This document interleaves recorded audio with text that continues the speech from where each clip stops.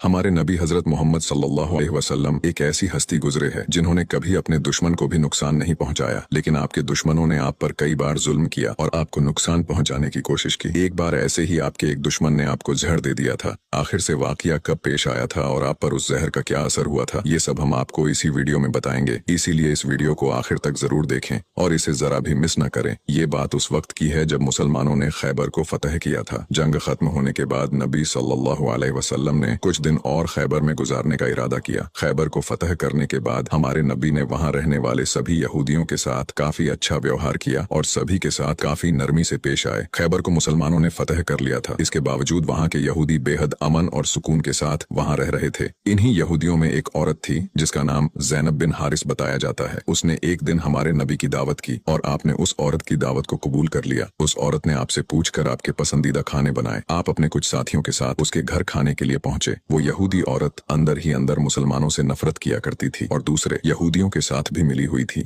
जो मुसलमानों के दुश्मन थे। उस औरत ने खाने में पेश होने वाले बकरी के गोश्त में जहर मिला दिया था। जब जहर से भरे उस गोश्त को आपके सामने पेश किया गया और आपने खाने के लिए एक निवाला उठाया और अपने मुंह में रखा तो आप समझ गए कि इसमें जहर मिला हुआ है। आपने तुरंत अपने साथियों को खाना खाने से रोक दिया और कहा कि इसमें जहर मिला हुआ है, लेकिन अफसोस के आपके कुछ साथी उस वक्त तक कुछ गोश्त खा चुके थे जिसकी वजह से उनकी शहादत हो गई। कहा जाता है कि जहर के बारे में हमारे नबी को उस जहर की बोटी ने ही खबरदार किया था। इस वाक़े के बाद उस औरत के साथ साथ उसके सभी साथियों से पूछताछ की गई तो उन्होंने न सिर्फ अपना गुनाह कबूल किया बल्कि ये भी कहा कि हमने आपके साथ ये इसलिए किया क्योंकि हम ये देखना चाहते थे कि आप अल्लाह के सच्चे नबी हैं या नहीं। अगर आप अल्लाह के सच्चे नबी हैं तो इस जहर का आप पर असर नहीं होगा और अगर आप अल्लाह के नबी नहीं हैं तो हमें आपसे छुटकारा मिलेगा। ये बात तो सब जानते हैं कि हमारे नबी ने कभी किसी से बदला नहीं लिया, जबकि आप पर कई बार बहुत जुल्म किया गया जिसके बारे में कोई सोच भी नहीं सकता। लेकिन जब उस जहर की वजह से आपके सहाबा की शहादत हुई थी तो कानून के मुताबिक उस औरत को भी कत्ल कर दिया गया। लेकिन कुछ रिवायतों में आता है कि उस औरत ने खुदकुशी कर ली थी। वही कुछ रिवायतों में कहा जाता है कि उस औरत को माफ कर दिया गया था। इस बारे में कई मुफस्सरीन अपनी अलग अलग राय रखते हैं। एक हदीस में हजरत आयशा फरमाती है कि जब नबी सल्लल्लाहु अलैहि वसल्लम की जिंदगी के आखिरी दिन चल रहे थे और आप बीमार रहा करते थे, उस समय आप कहा करते थे कि खैबर में जो मैंने जहर से मिले हुए गोश्त का टुकड़ा खाया था उसका दर्द मैं आज भी महसूस कर सकता हूँ। ये बात कई किताबों से साबित है कि उस जहर का असर हमारे नबी के आखिरी दिनों में देखा गया था और इसी जहर के असर ने आपकी वफात में एक अहम किरदार अदा दिया था।